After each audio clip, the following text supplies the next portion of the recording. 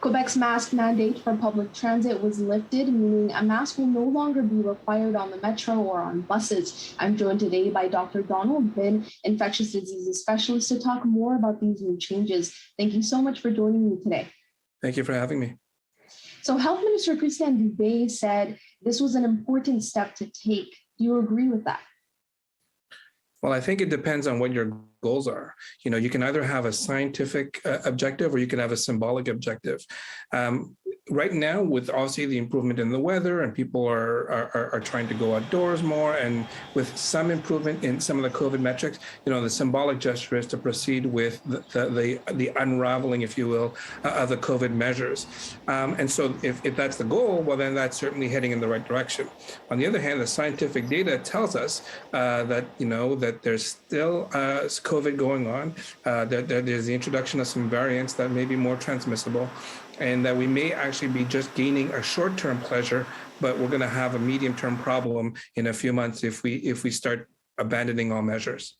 And masking will remain mandatory in hospitals, long-term care homes, and other healthcare centers. But as we return to a sort of normal, seemingly all health measures are being dropped. Do you see the possibility of the mask mandate dropping in those settings sometime soon? Well, I certainly hope not. Because at the end of the day, we have to remember that we need to protect our most vulnerable. And so, yes, in the CHSLDs, in the hospitals, in pharmacies, and in other sort of healthcare type settings, there are people who are vulnerable, who may get severe disease from COVID if they were to be infected or reinfected. And so we need to protect them. And I hope that we keep the mask measures in place there.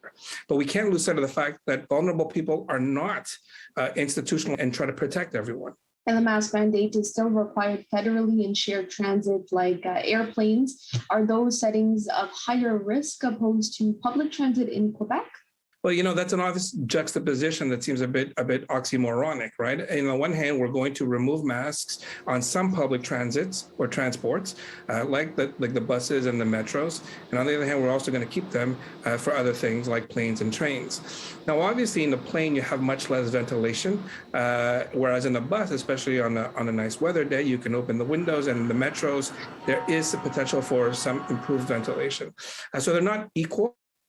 But certainly in places that are closed with poor ventilation, I would like to see that the masks remain in place. And what does this mean for those who may want to keep the mask on or who are immunocompromised? Well, I think what it does is it may also cause some sort of reverse stigmatism, right? Where you are actually going to stigmatize people who decide to keep on the masks for either personal or professional reasons. Personal because they're either immunocompromised or they take care of an immunocompromised person. Me would be for professional reasons. I take care of immunocompromised patients. I don't want to get them sick because I thought 3 minutes of casual, relaxation with taking off a mask would be safe. So I think that we have to remember that, the mask is an effective measure. Thank you so much for joining me today. Well, thank you.